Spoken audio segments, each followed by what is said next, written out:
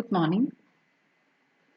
Today in the last class we have seen process of MBO, and today we are going to deal with the benefits and weaknesses of MBO. Right. So let me ask you what is MBO? നമ്മൾ കഴിഞ്ഞ ക്ലാസ്സിൽ MBO എന്താണ് എന്നാണ് പറഞ്ഞത്. It is a process whereby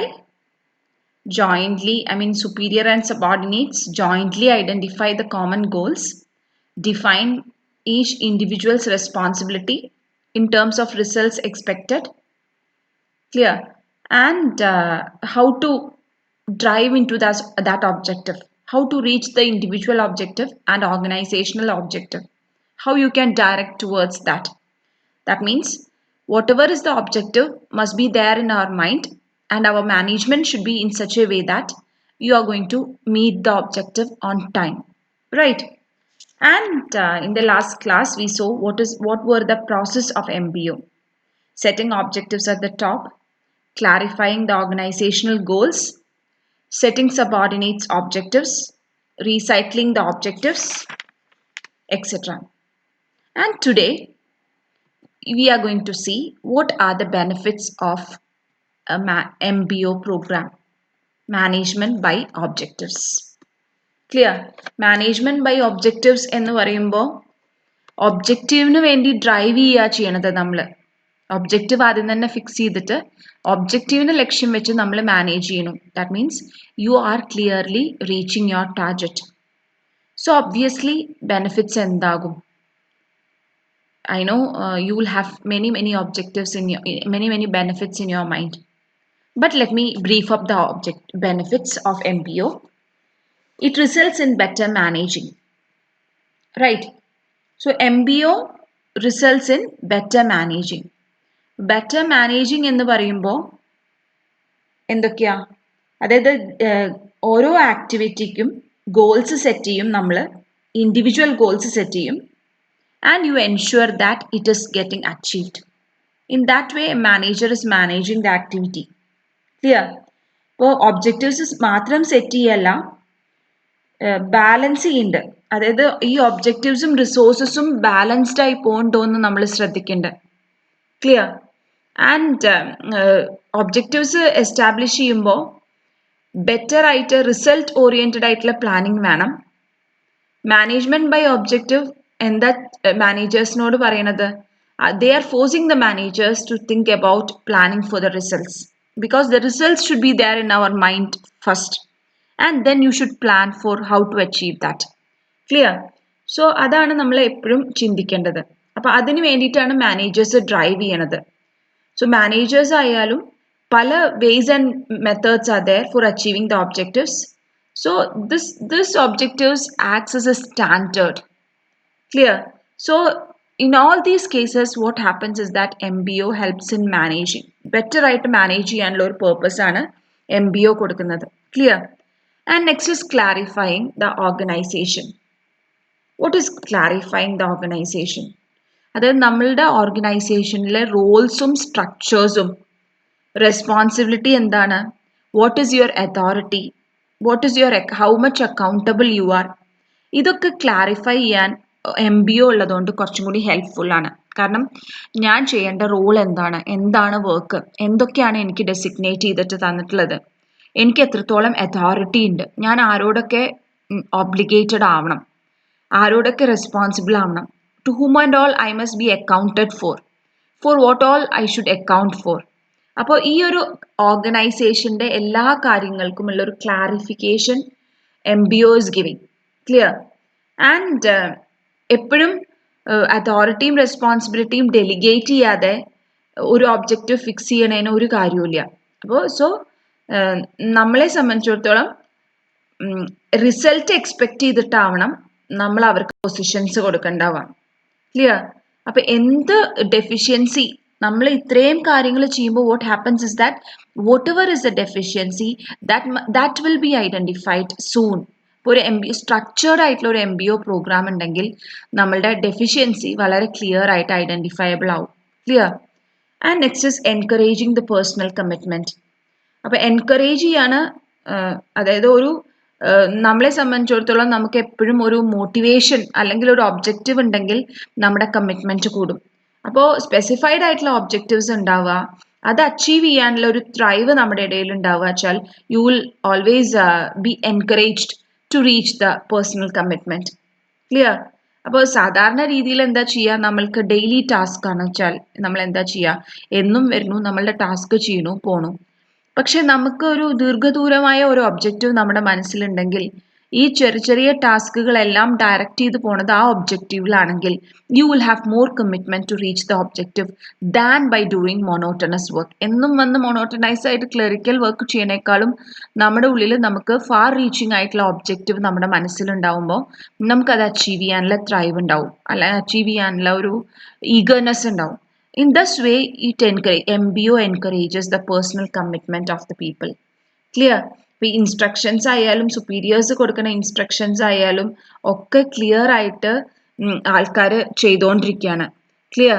അപ്പോൾ so purpose of every person is clearly defined. എല്ലാം define ചെയ്യുന്നുണ്ട്. എല്ലാ ആൾക്കാർക്കും ഒരു ഓപ്പർച്യൂണിറ്റി കിട്ടുന്നുണ്ട് ഓർഗനൈസേഷനിൽ.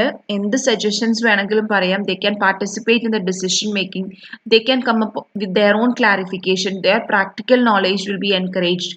All this as there. അപ്പോൾ ഇത്രയും കാര്യങ്ങൾ അവർക്ക് റോൾ ഉണ്ടാവുമ്പോൾ അവർക്ക് ഓഫ് കോഴ്സ് കമ്മിറ്റ്മെന്റ് കൂടും. They will have more enthusiasm towards organization. They will be feeling more happy towards organization. In this way you can say that this encourages the personal commitment, right? And next is developing the controls. MBO mechanism helps in devising effective controls. Effective ആയിട്ടുള്ള controlsന് MBO management mechanism design ചെയ്യുന്നുണ്ട്. അതായത് നമുക്കറിയാം എപ്പോഴാണ് control active ആവുക, when you have something to control, when there is some deviations to be achieved, deviations to be detected, to be controlled. ആ deviation ഉണ്ട് എന്നുള്ളത് എങ്ങനെയാ അറിയാം? when everything is planned well. So what does planning mean? That means that you should have some sort of objectives in your mind. അതന്നെയല്ലേ MBO ചെയ്യണത്. ഒരു നല്ല controlling technique ഉണ്ടാവണമെങ്കിൽ നല്ല ഒബ്ജക്റ്റീവ്സ് സെറ്റ് ചെയ്യണം, നന്നായി മാനേജ് ചെയ്യണം. എന്നാൽ മാത്രമേ everything will be controlled in its own sense, right? So these are the benefits of MBO. And next let us see the weaknesses of MBO. Clear? Failure to teach the MBO philosophy. അപ്പോൾ MBOന്റെ success എന്ന് പറയുമ്പോൾ that is a first point. MBOന്റെ success എന്ന് പറയുമ്പോൾ will depend upon its proper understanding. Managers clear ആണെങ്കിൽ മാത്രമേ സബോർഡിനേറ്റ്സിന് പറഞ്ഞു കൊടുക്കാൻ പറ്റുള്ളൂ എങ്ങനെയാണ്, എന്തിനു വേണ്ടിയിട്ടാണ് ചെയ്യണത്, എന്താണ് എക്സ്പെക്റ്റഡ് റിസൾട്ട്. അതൊക്കെ ഈ ഫിലോസഫിയൊക്കെ സെൽഫ് ഡയറക്ഷൻ, സെൽഫ് കൺട്രോൾ ഒക്കെ വെച്ചിട്ടാണ് ചെയ്യണത്. പക്ഷേ പലപ്പോഴും MBOന്റെ ഫിലോസഫി കൃത്യമായിട്ട് ഇമ്പാർട്ട് ചെയ്യാൻ കഴിയാറില്ല. കാരണം ചിലപ്പോൾ നമുക്ക് സെൽഫ് കൺട്രോൾ ഉണ്ടായിക്കൊള്ളണം എന്നില്ല.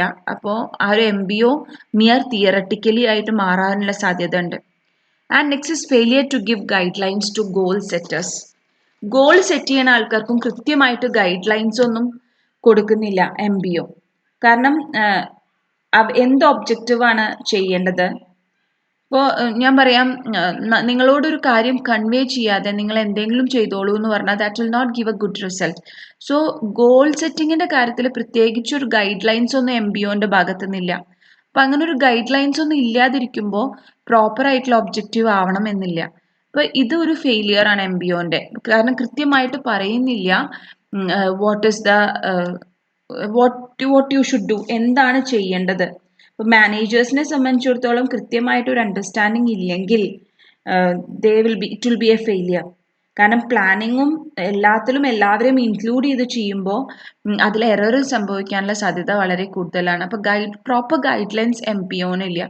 There is a lack of theory in MBO and difficulty in setting the goals. Main emphasis in MBO technique is on setting the objectives. Clear? And the setting of the objectives is not an easy task, and it requires a lot of information for arriving at the conclusion.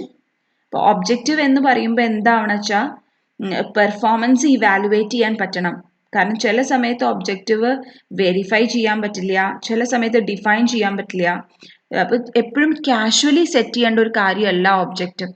അപ്പോൾ ആ ഒരു difficulty goals set ചെയ്യാനുള്ള ഒരു difficulty MBOന്റെ ഒരു difficulty ആയിട്ട് മാറിക്കൊണ്ടിരിക്കുക because the entire MBO depends upon the goals and the objectives that is set by the management right and next is emphasise on short term objectives so more emphasise most of the MBO പ്രോഗ്രാമിലും short term objective set ചെയ്യാനുള്ള ടെൻഡൻസിയാണ് കൂടുതൽ കാരണം മാനേജേഴ്സിനെ സംബന്ധിച്ചിടത്തോളം ഒരു കൊല്ലത്തേക്കുള്ള goal target എന്ന് പറയും അതൊക്കെയാണ് കൂടുതൽ importance than long term goal കാരണം എന്താ മാനേജേഴ്സ് പലപ്പോഴും ക്ലിങ് ചെയ്ത് നിന്നോളണം എന്നില്ല അതായത് ഓർഗനൈസേഷനിൽ കണ്ടിന്യൂസ് ആയിട്ട് നിന്നോളണമെന്നില്ല അതുകൊണ്ടാണ് മാനേജറും ഓണറും തമ്മിൽ ഷെയർ ഹോൾഡറും തമ്മിൽ ഇത്രയും ഡിഫറൻസ് ഓഫ് ഒപ്പീനിയൻസ് വരുന്നത് shareholders are consider to be the owners of the firm പക്ഷേ മാനേജേഴ്സിനെ സംബന്ധിച്ചിടത്തോളം അവർക്ക് ഷോർട്ട് ടേം ഒബ്ജക്റ്റീവ് ഉണ്ടാവുള്ളൂ കാരണം ഈ വർഷത്തെ സെയിൽസ് ടാർജറ്റ് മീറ്റ് ചെയ്താൽ മാത്രമേ അവർക്ക് പ്രൊമോഷൻ കിട്ടുള്ളൂ അവർക്ക് കുറച്ചും കൂടി ഹയർ ജോബിലേക്ക് പോകാൻ പറ്റുള്ളൂ അപ്പോൾ അവർ ഷോർട്ട് ടേം ഒബ്ജക്റ്റീവിനാവും ഇമ്പോർട്ടൻസ് കൊടുക്കുക പക്ഷേ അവർക്ക് ലോങ് ടേം ഗോൾസും കൂടി മനസ്സിലുണ്ടായിട്ട് മാത്രമേ ഷോർട്ട് ടേം ഒബ്ജക്റ്റീവ് അച്ചീവ് ചെയ്യാൻ പാടുള്ളൂ എന്നാൽ മാത്രമേ MBO കൃത്യമായിട്ട് പോകാൻ പറ്റുള്ളൂ പക്ഷെ പലപ്പോഴും ഇത് കൃത്യമായിട്ട് നടക്കാറില്ല മാനേജേഴ്സ് പലപ്പോഴും ഷോർട്ട് ടേം ഒബ്ജക്റ്റീവ്സിനാണ് ഇമ്പോർട്ടൻസ് കൊടുക്കുക അവർ ലോങ് ടേം ഗോളിന് അത്ര ഇമ്പോർട്ടൻസ് കൊടുക്കാറില്ല പക്ഷേ ഒരു കമ്പനീനെ സംബന്ധിച്ചിടത്തോളം long term goals are more important and you should always try to reach the long term goal by fixing or targeting the short term goals അപ്പോൾ short term goals target ചെയ്ത് long term achieve ചെയ്യാൻ നമുക്ക് പറ്റണം അത് MBOന്റെ ഒരു weakness ആണ് and next is the danger of inflexibility clear ഇപ്പോൾ അടുത്ത ഒരു ഡിസഡ്വാൻറ്റേജ് ഉണ്ട് ഒരു ടെൻഡൻസിയാണ് to stick to the objectives ചില സമയത്ത് മോഡിഫൈ ചെയ്യാൻ ഫ്ലെക്സിബിൾ ആവേണ്ട ഒരു അവസ്ഥ ഉണ്ടാവാറുണ്ട്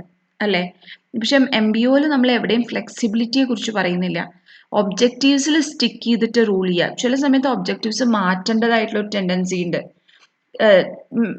ചില സമയത്ത് ഒബ്ജക്റ്റീവ് ഇനിയത്തെ കാലത്ത് ഈ ഒബ്ജക്റ്റീവ് വെച്ച് നടന്നിട്ട് കാര്യമില്ല തോന്നിക്കഴിഞ്ഞാൽ അത് മോഡിഫൈ ചെയ്തേ പറ്റൂ പക്ഷേ ഫ്ലെക്സിബിലിറ്റിയുടെ ഒരു danger it is not flexible അങ്ങനെ ഒരു ഡേഞ്ചർ ഉണ്ടാവുമ്പോൾ ആ ഒരു ഒബ്ജക്റ്റീവ് ഒബ്സലീറ്റ് ആയിട്ട് പോകാനുള്ള ഇല്ലാതെ ആവാനുള്ള സാധ്യതയാണ് കാണുന്നത് clear these are the benefits and weaknesses of MBO and in the next class we shall come with the prerequisites for installing an MBO program.